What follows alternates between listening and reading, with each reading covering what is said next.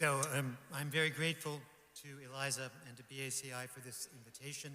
It's a great honor for me. I have admired BACI's work for many years. They've done such great work here in Indiana and elsewhere. Eliza has been a personal friend for all that time as well.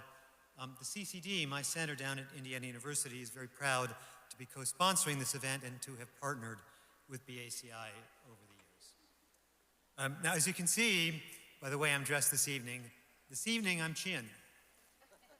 But I'm also Kachin, and Karen, and Karani, and Mon, and Rakhine, and Pa'o, and Shan, and Palong, and Wa, and Naga, and Burman, and many others. Because tonight we're all of these things. Because no one of us will be free until we are all free. For 25 years, I've been engaged with the democratic resistance in Burma, and over that time, I've made some of the best friends that I've ever had. And I've been blessed that they've welcomed me into their movement, which I regard as my own. And for 25 years, I've woken up every morning wondering whether any of my friends had been killed while I was sleeping. And some days, the answer to that question has been yes. The night before, I had lost people who had died struggling for federalism, democracy, and the rule of law. And I expect that most people in this building have had the same experience. Now, these good friends have given me the greatest gifts that a human can give another. They have given me their love, but even more, they have given me their unwavering belief in life and the possibilities that always exist for a better future, even when there is death all around. I don't honestly know how they do it, and I don't honestly know what I could do without it. They constantly remind me that no matter how big my dreams for them might be, their dreams are always bigger. So I regularly spend my time running along behind, trying to catch up. For me, it's also astonishing that this dream usually takes legal form. It's not enough to dream big, gauzy dreams. It will come to nothing unless it is tied to concrete constitutional proposals. It's the only way to make real change possible. Now, even under the best of circumstances, it's hard to master the art of designing a constitution for a particular country at a particular time. It's a difficult, exacting, and sometimes very boring task. But the focus on technical constitutional matters, while the bullets are flying, is vastly more difficult than under ordinary circumstances. To remember what we are fighting for at some point in the distant future, at the very moment that we are fighting for it, is something that very few countries achieve. But for the past 25 years, the people of Burma have given me the chance to help them think through these problems.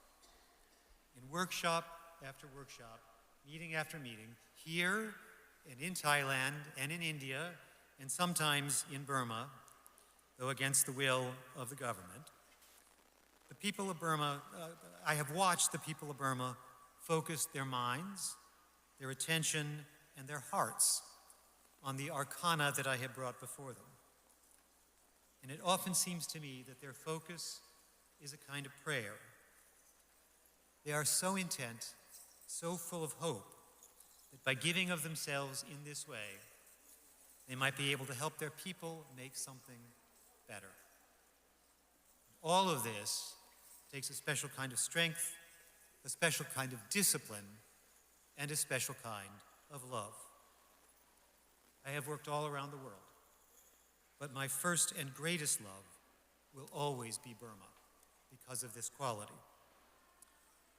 When we must, we use guns to resist, but it's not what we want. What we want is law.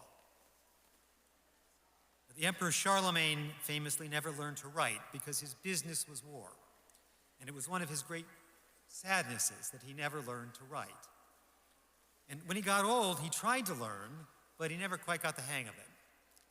And on his deathbed, one of the last things he said to his attendants was, "The hand that was formed around the sword will never learn to grasp the pen." But the Burmese resistance is proving him wrong. Even if you've spent much of your life carrying guns, you can learn to write laws. And in fact, not only can you learn to do so, but you can yearn to do so in the depths of your heart. We are here today to celebrate Myanmar Union Day, the signing of the Panglong Agreement in 1947.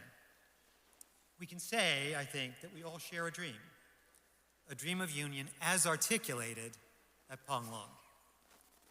But it's important to understand what union means in the context of Burma, and also what it does not mean. It does not mean that we're all the same, or have the same ideas, or speak the same language, or even worship the same God. Above all, it does not mean that we are governed by a single government from the center that will impose on all of us the same legal regime. Instead, the dream, I think, is one of mutual respect. And when you respect someone, you respect the ways that they are different from you, as well as the ways that they are the same as you. And you actively want to empower them to govern themselves in their own way, even if it is different from yours. And you refuse to be threatened by these differences because you want and expect them to respect you in the same way. So, the thing that unites us, I think, is this mutual respect. Now, to me, stating the dream that way sounds kind of obvious, but it's remarkable how little respect actually exists in the world. When people see difference, most often they want to grind it out, as the military junta has tried to do for so long. And so it takes brave dreams to hope that we could be otherwise, that after all the harm we have suffered, we can still rise above it to see a better way. Now, it's easy to dream when you have never been hurt. But that kind of blind optimism isn't worth much. Because sooner or later, life will hurt you, as it has hurt so many of our friends. But the capacity to absorb blow after blow and still believe in better is priceless and rare. In life as in battle, the only thing that counts is what you do once the pain starts. Now, I think at this moment, the great risk is that we will lose our sense that we deserve better. And sadly, some in Burma are now adopting that view.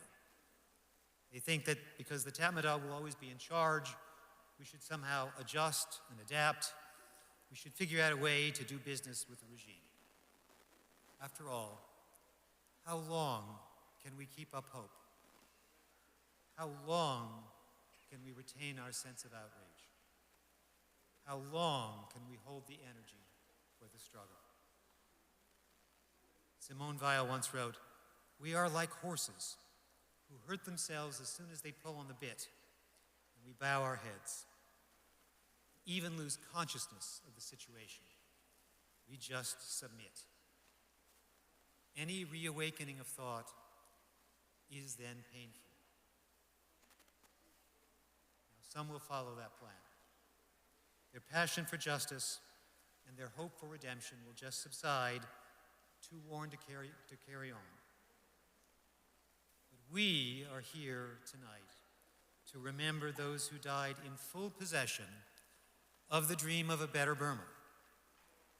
And we are here to remind each other that even if the struggle goes on for 1,000 years, we will stand together and keep fighting for a better future for our homeland.